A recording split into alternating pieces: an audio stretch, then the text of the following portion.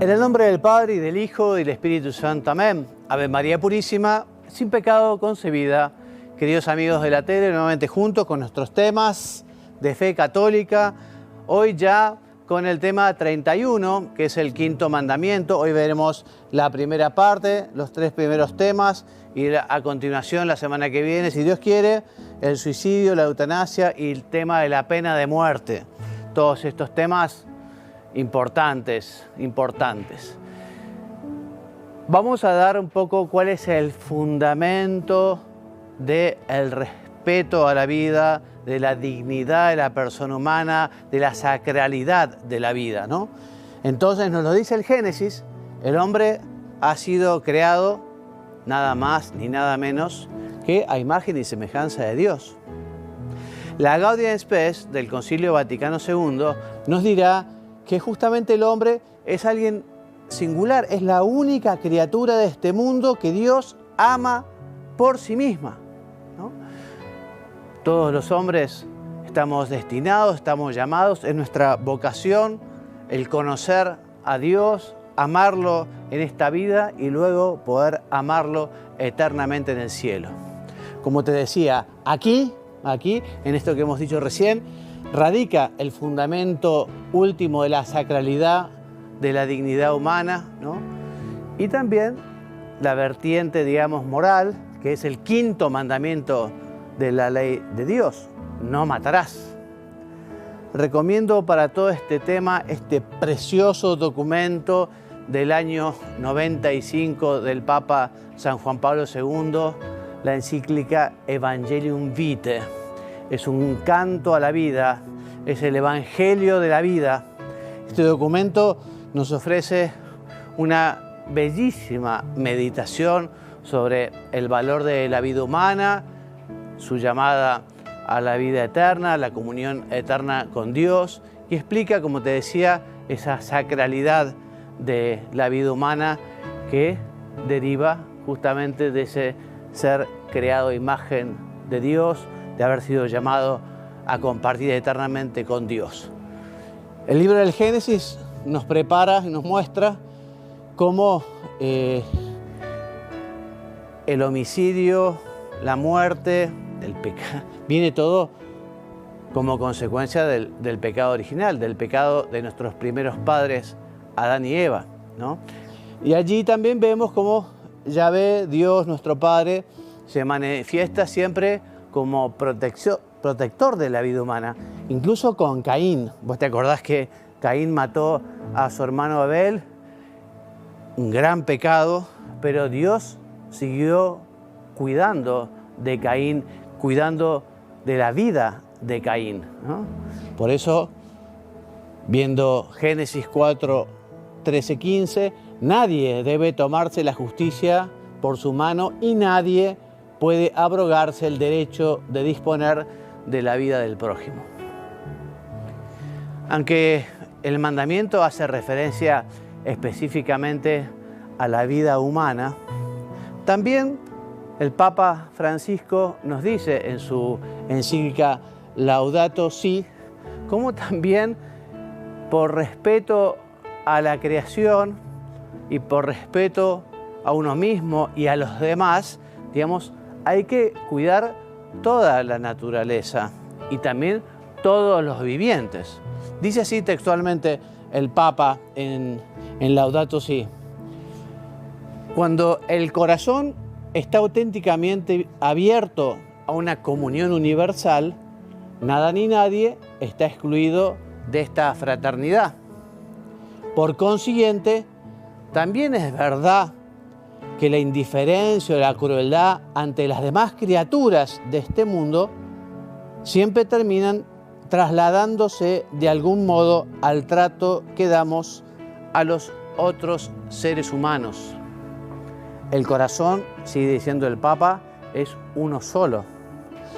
Y la misma miseria que lleva a maltratar a un animal no tarda en manifestarse en la relación con las demás personas. Y termina este número 92. Todo ensañamiento con cualquier criatura es contrario a la dignidad humana. Dios creó, hizo el cielo y la tierra y todas las criaturas, y justamente le dio al hombre la misión de administrar la creación, de gobernar la creación, pero no puede hacer abuso de ella, debe cuidarla, ¿no? Este mandamiento, lógicamente, como el resto también de los mandamientos, tiene su plenitud de sentido en Jesucristo, ¿no?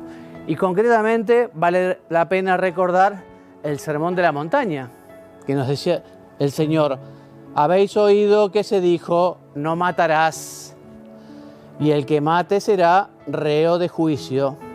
Pero yo os digo, todo el que se llene de ira contra su hermano será reo de juicio, y el que insulte a su hermano será reo ante el Sanedrín, y el que le maldiga será reo del fuego del infierno. Por tanto, si al llevar tu ofrenda al altar recuerdas que tu hermano tiene algo contra ti, deja allí tu ofrenda delante del altar, vete primero a reconciliarte con tu hermano y vuelve después para presentar tu ofrenda. Ya vamos a ver cómo los pecados graves contra este quinto mandamiento son el matar al prójimo, ¿no? El suicidio, en fin.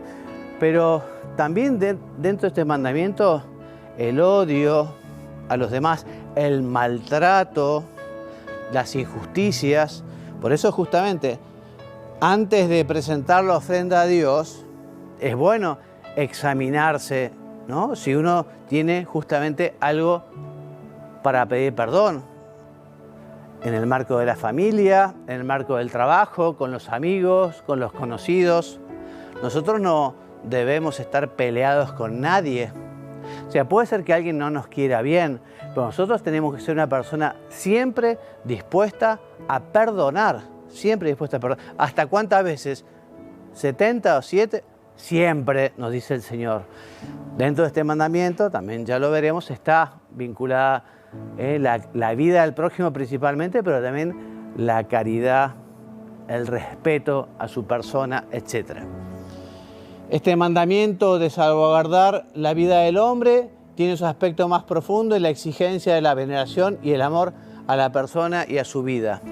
Porque nosotros en los demás vemos justamente que están creados a imagen de Dios, nosotros en los demás vemos al mismo Cristo, ¿no? Y quizá esa persona no tenga un comportamiento digno, quizá no se haya portado bien con nosotros, pero nosotros como cristianos estamos llamados a amar al prójimo como nosotros mismos. Más aún, amar al prójimo como Jesucristo nos ama. Pasemos a ver ahora el deber moral de conservar la vida y la salud, ¿no? Bueno, el Catecismo de la Iglesia Católica, en su número 2288, nos dice que debemos cuidar la salud. Debemos cuidar la salud de un modo razonable, teniendo siempre en cuenta también las necesidades de los demás y del bien común. Pero al mismo tiempo que la Iglesia nos recuerda que tenemos que cuidar la salud, si queremos vivir bien, el quinto mandamiento, también hay que recordar que se opone a la moral cristiana una concepción pagana que promueve el culto al cuerpo. Y sería un amor desordenado, un amor desordenado. Uno tiene que cuidar su cuerpo, porque además también se debe a los demás, pero siempre también tiene que haber orden en ese cuidado. Realmente puede haber un amor desordenado, ¿no? En el amor a uno mismo, en el amor al cuerpo, etc.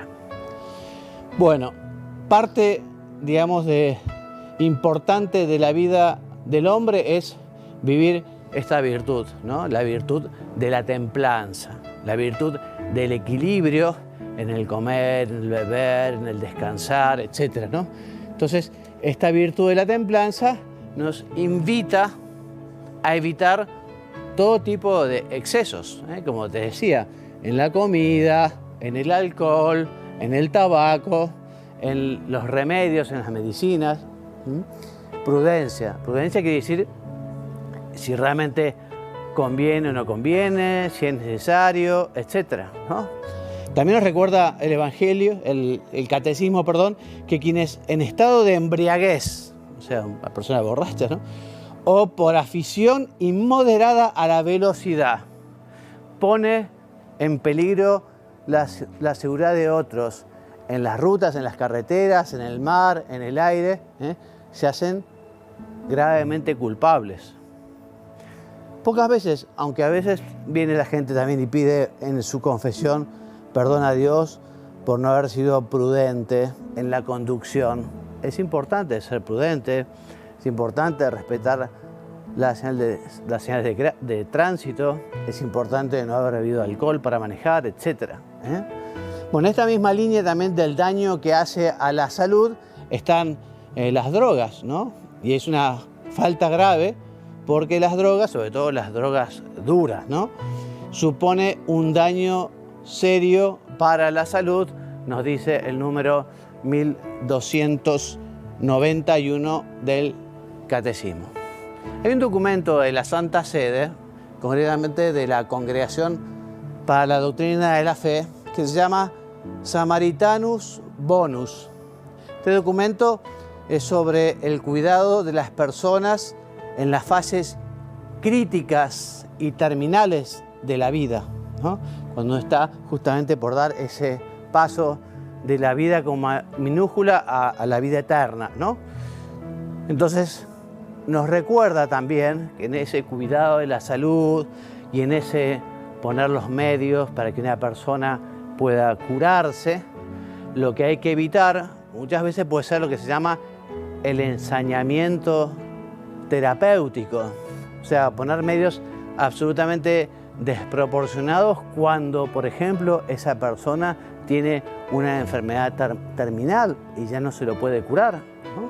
Por eso lo dice, nos recuerda este documento, la necesidad de utilizar todas las posibilidades diagnósticas y terapéuticas con una sabia capacidad de discernimiento moral, justamente evitando aquello que pueda ser desproporcionado e incluso deshumanizante, ¿no? Bueno, en esta línea también es una invitación a meditar sobre el tema de los trasplantes de órganos. Los trasplantes de órganos puede ser un tema muy bueno, ¿no? La donación de órganos, ¿no? Puede ser algo incluso heroico, donar un órgano a una persona querida que la necesita, ¿no? Evidentemente esa decisión siempre será libre, ¿no? Y justamente también hay que saber que la persona solo puede donar algo que pueda privarse sin serio peligro para su propia vida, ¿no? O sea, uno puede donar un riñón, ¿no?, pero no puede donar el corazón, evidentemente, ¿no? O podrá donarlo, pero una vez que ya no está vivo, ¿eh? Por eso lo repetimos. Resulta obvio que los órganos vitales solo pueden donarse después de la muerte, ¿no? Vamos a un corte ahora, antes de continuar con otros preceptos, otras orientaciones, otras obligaciones, otras responsabilidades que nos da este quinto mandamiento de la ley de Dios. Y vamos a ver un comentario impresionante del Papa sobre un tema que veremos hoy también, que es el aborto. Un approccio contraddittorio consente anche la soppressione della vita umana nel grembo materno, in nome della salvaguardia di altri diritti.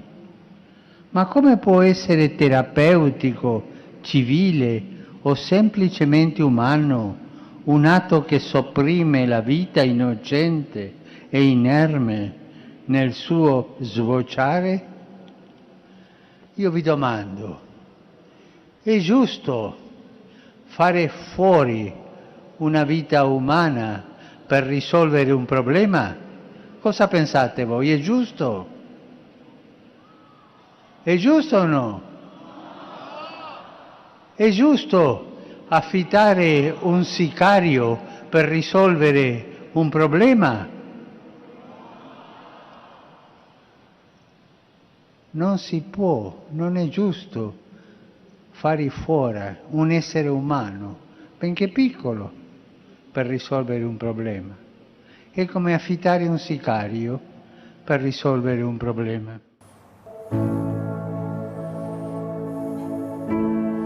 Bueno, muy impresionante lo que nos dice el Papa en este minuto y medio de video sobre el aborto, una claridad. En fin, ya vamos a hablar un poquito más del tema a continuación, pero volvamos ahora entonces a otros preceptos, digamos, que nos dice este mandamiento de no matar, ¿no? O sea que este precepto del quinto mandamiento condena también golpear, herir o hacer cualquier daño injusto a uno mismo o al prójimo en el cuerpo, ya por sí mismo, ya por otra persona, como también agraviarles con palabras injustas o quererle mal.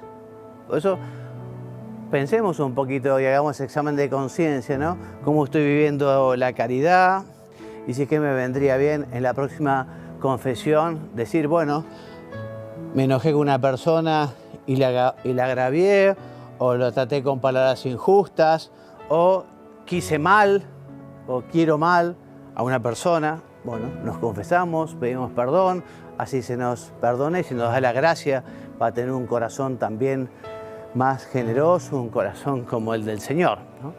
Bueno, este mandamiento, este quinto mandamiento, también prohíbe quitarse la vida a uno mismo. Ya hablaremos la semana que viene sobre el suicidio, ¿no? Pero uno no es dueño de la propia vida, uno es administrador de la vida, es un regalo de Dios. Dios es el dueño de la vida, Dios es el que lo da, Dios es el que lo quita. Por eso no se puede violar la integridad de la persona humana y nadie tiene derecho a quitar la vida del otro, ¿no? Ya vamos a ver cómo incluso ha habido toda una evolución en lo que tiene que ver con la pena de muerte y el Papa Francisco, ya lo veremos la semana que viene, ha sido taxativo, diciendo que efectivamente la pena de muerte se daba cuando aquella persona continuaba siendo un peligro para los demás. Entonces, en la actualidad ya, digamos, están dadas las condiciones para que una persona que ha obrado muy mal, digamos, esté recluida, ¿no? Pero no hay que quitarle la vida, porque además ya no existiría peligro de que él siga haciendo daño a los demás.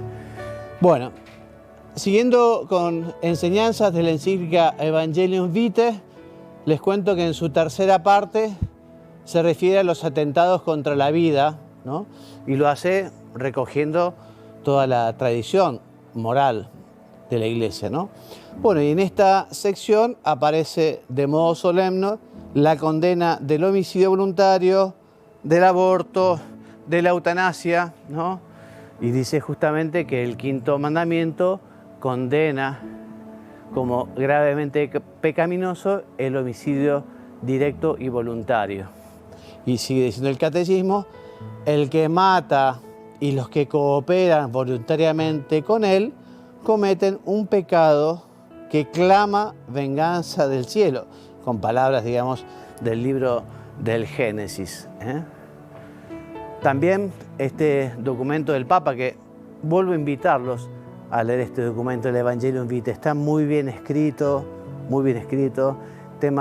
toca los temas de un modo muy claro y son temas difíciles, ¿no?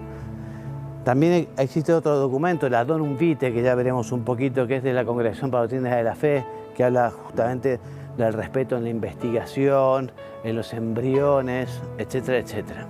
Bueno, pero esto que dice el Evangelium Vitae es impresionante, ¿no? Fíjate la firmeza, como lo dice de un modo tan contundente. Dice, con la autoridad conferida por Cristo a Pedro y a sus sucesores, en comunión con los obispos de la Iglesia Católica, confirmo, escribe el Papa San Juan Pablo, que la eliminación directa y voluntaria de un ser humano inocente siempre como gravemente inmoral. Siempre será gravemente inmoral, ¿no? Obviamente, una cosa es el homicidio y otra cosa es la legítima defensa. legítima defensa es otra cosa, ¿no? Y en este sentido, el Evangelium Vitae dice que la legítima defensa puede ser no solamente un derecho, sino incluso un deber grave para el que es responsable de la vida de otro, del bien común de la familia o de la sociedad. O sea que siempre, lógicamente, en la legítima defensa habrá proporcionalidad, ¿no? O sea, uno no puede matar a una persona que viene, no sé, sencillamente con algo que es, no sé, con un palo o algo así. Habrá que ver, ¿no? Cada circunstancia. Tiene que haber, digamos, una proporción, una relación. No se puede matar a una persona porque a uno lo insultan, evidentemente, ¿no? Tiene que ser una defensa legítima. Bueno, veamos sobre el aborto. Entonces, volvemos a repetir. La vida humana debe ser respetada y protegida de manera absoluta desde el momento de la concepción. Desde el momento de la concepción ya tenemos una persona humana. Por eso el aborto directo, es decir, querido como fin o como medio, es siempre un desorden moral grave en cuanto a eliminación deliberada de un ser humano inocente. Aquí hay varios detalles en esta definición, ¿no? Primero se habla de aborto directo, que es distinto a un aborto espontáneo. Un aborto espontáneo que surge en una mujer embarazada, eso no. Y también habla aquí de un ser humano inocente, ¿no? Es la eliminación deliberada de un ser humano inocente. Ahora, como te decía, desde la última reforma del Papa al Catecismo de la Iglesia Católica, ya la pena de muerte sería condenable siempre moralmente, ¿no? Incluso al ser humano que no sea inocente, pero hay que respetarle la vida. También nos dice el Evangelium Vitae, ninguna circunstancia, ninguna finalidad, ninguna ley del mundo podrá jamás hacer lícito un acto que es intrínsecamente ilícito por ser contrario a la ley de Dios, escrita en el corazón de cada hombre, reconocible por la misma razón y proclamada por la Iglesia, ¿no? Ahora, también este pecado es tan grave que en la Iglesia, además de ser un pecado, es un delito en la Iglesia. Un delito que tiene una sanción penal que se llama excomunión. Y esta excomunión es una excomunión que se llama late sentencia, o sea, automática. Cuando se verifica el aborto, cuando no hay ningún atenuante, cuando la persona sabía que ese pecado era un delito y que tenía esa condena, ¿no? Tanto la persona que realiza el aborto como también los que lo ejecutan, ¿no? El médico, las enfermeras, claramente tienen que ser católicos, ¿no? Y claramente, repito, tienen que saber que ese pecado, ese delito tiene esta pena canónica, que es realmente fuerte, ¿no? Fuerte. Que uno cuando se confiesa va y tiene que arrepentirse. Y en la actualidad, antes era una pena canónica que la podía absolver el obispo. Ahora cualquier sacerdote puede levantar esta pena canónica, esta excomunión del aborto, ¿no? Bueno, es muy triste, pero en muchos países existe el aborto, ¿no? Incluso se lo considera un medio, ¿no? Bueno, esto hace que sea muy difícil entender lo que es el derecho natural, el orden natural, lo que sean la naturaleza de las cosas, porque a veces la gente vincula lo legal a lo moralmente bueno. Si es legal, si la ley lo dice, entonces es bueno, y eso no es así, ¿no? Entonces esto confunde a la gente, ¿no? Y también fomenta una ignorancia que, como decíamos en algún programa, la ignorancia está muy vinculada al acto moral. Si esa ignorancia es invencible y puede ser que no haya responsabilidad, ¿no? Lo mismo pasa con el tema de la responsabilidad, que puede ser disminuida cuando justamente llega un embarazo no deseado, ¿no? Y hay una gran presión familiar, social, ¿no? En el fondo, digamos, es Dios que sabe bien, ¿no?, cómo actúa una persona, con qué libertad, con qué discernimiento, con qué ignorancia, con qué responsabilidad, ¿no? Pero siempre, objetivamente, esto es gravísimo. Después habrá que ver subjetivamente, por la formación de esa persona, por su ignorancia, etcétera, etcétera, etcétera, ¿no? Por eso dice aquí, son muy dignas de alabanza y realmente hay que apoyar a todas esas instituciones que están con las mamás, esas mamás que tienen problemas económicos, que tienen problemas de salud, que tienen problemas para llevar adelante un embarazo. Qué importantes son, y hay tantas asociaciones de cristianos y no cristianos que ayudan a esas madres a continuar con su embarazo. Evidentemente, este es un ámbito en el que el Estado tiene un papel de primer orden. El Estado tiene una gran responsabilidad para tratar de ayudar a esas personas, esa población vulnerable. También es muy importante saber informar en el tema de lo que es la realidad del aborto, las consecuencias psicológicas que tienen. El síndrome post-aborto es muy duro, muy duro. Es un gran dolor. Yo, como experiencia de confesor, no sé, de las cosas más fuertes que he escuchado es justamente el dolor de una madre arrepentida, ¿no?, por haberle quitado la vida a un hijo. Evidentemente hay sanación y el Papa San Juan Pablo II, el Evangelium Vitae, tiene una oración preciosa para sanar el corazón de esa madre que ha tenido que hacer o que ha realizado este acto tan cruel, ¿no?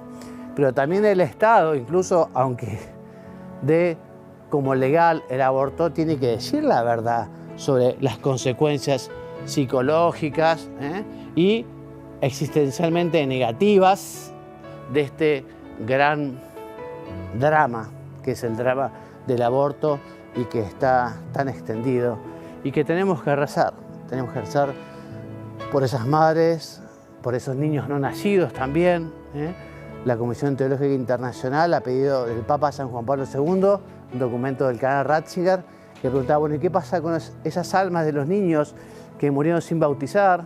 Y nos dice que la Iglesia no sabe, pero tiene la esperanza, por el amor de Jesucristo a los niños, por el valor de la oración. La Iglesia tiene la esperanza de que esos niños también, muchos de ellos fruto del aborto, fruto también de la investigación con embriones que se desechan. Bueno, la Iglesia tiene la esperanza de que estén en el cielo, de que gocen la visión beatífica.